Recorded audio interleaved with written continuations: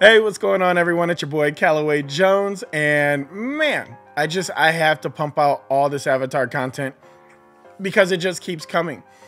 Someone asked me if and by the way, let me address this. Someone in the comments in one of the other videos was concerned because of the bags under my eyes. They were like, dang, Callie, are you taking a trip around the world? Because those are some bags under your eyes. It's my birthday month. My birthday was November 28th, and I celebrate for an entire month. Last weekend, we celebrated hardcore. Actually, I even had an Avatar cake. It's a beautiful cake. I'll show it to you. I posted it in a short, so you can go see the whole video over there. And this weekend coming up is not going to be any different from last weekend, which was insane. This time, we're leaving on Friday morning to go to Vegas, and I'll be back on Tuesday. It's gonna be,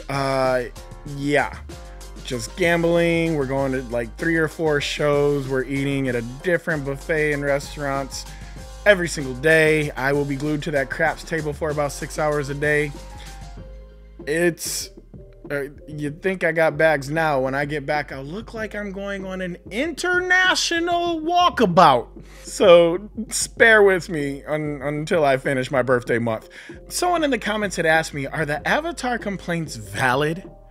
Are they valid? No, they're not. And I'm gonna prove that they're not. Complaint number 1, Avatar has no cultural impact. Really? Really? Really? Just ask anyone who's ever gone to Disney World if Avatars had no cultural impact. Disney, by the way, is one of the biggest companies in the world. Disney World, by the way, is one of the most sought after destinations on the planet. And what is their #1 park to visit? Pandora, located in Animal Kingdom. People love going to Pandora, and widely regarded as the greatest ride on the planet is Flight of Passage in Pandora, a ride that allows you to literally go into an avatar, hop on the back of a banshee, and fucking fly. Stop. Just stop it. You know how amazing that is? To fly around Pandora. By the way, this ride is 5+ minutes. You're on this banshee's back for over 5 minutes.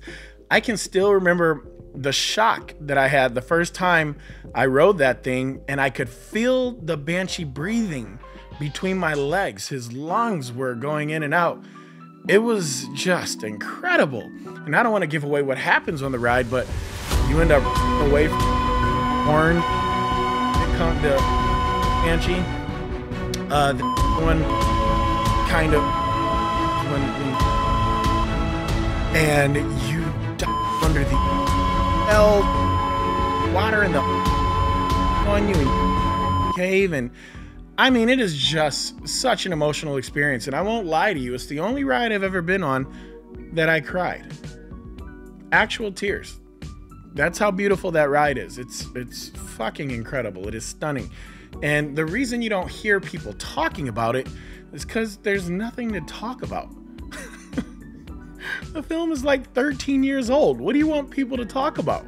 That's like saying Terminator 2 has no cultural impact, or Die Hard had no cultural impact, or literally anything that came out 13 years ago. Jurassic Park from 1993 had no cultural impact because we're not talking about it. We're not talking about it because it's old. That doesn't mean it didn't have a cultural impact. It changed everything. It's the only reason 3D is what it is today. And technology and visual effects, by the way. It literally changed everything. Moving on. I swear, this sequel's gonna make $3 billion, and y'all still gonna be like, nobody cares about Avatar. Yeah, alright. Yup. Complaint number 2. Jake Sully is generic. Of course he is. That was actually the point. See, Jake is supposed to be the everyman and any man. He's me, he's you, he's all of us.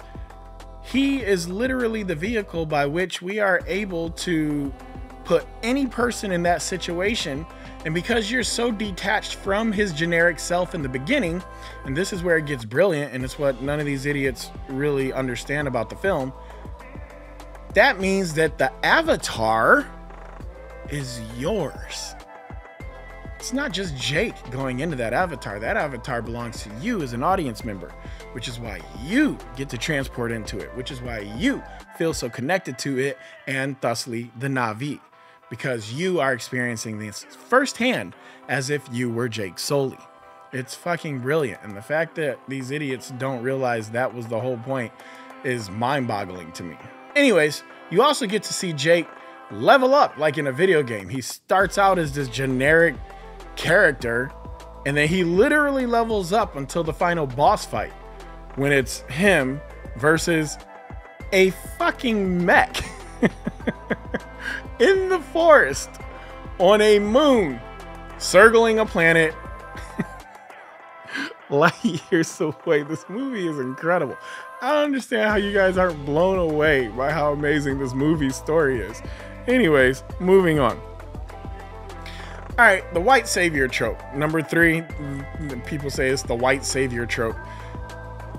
No, it's not. How? What are you talking about? First of all, dude goes to this planet and immediately abandons his whiteness. Doesn't want anything to do with it. Doesn't want anything to do with being a human either. Dude abandons his whiteness and then his whole ass humanity, his whole ass species, just leaves it all behind. Not only that, he doesn't save them. They save him. Also, the Na'vi are obviously black. I'm sorry, Pete. You can't tell me otherwise. The Na'vi are observably black. Look at their hair. What? Look at how they fight. Look at how they talk. Look at the actors who play them. They're actually black. It's Dances with Wolves in space. How is that a negative? It's Pocahontas in space. That's awesome. It's the Smurfs in space. You literally keep making this better. I mean, come on, people. The greatest films of all time always borrow from other greats. I mean, that's how it goes. My favorite film of the past 10 years, well, before 2 days from now, but my favorite film of the past 10 years was Top Gun Maverick. What an incredible film. I watched it in theaters, I want to say 6 times, and I own it, obviously. I've watched it at home at least a dozen times. It's just an incredible film. But it's Star Wars. I mean, it's literally Star Wars. It's the trench run to blow up the Death Star. That's literally the plot. Like verbatim. It doesn't stop it from being an incredible film. Nor did I hear anybody making the same complaint. So, yeah, that's a moot point. The next complaint I hear all the time, oh, the story is so simple. The story is so basic. Uh-huh. What's the problem? You know why the 80s had such awesome movies? Because the stories were just simple. They were basic. I mean, think about it.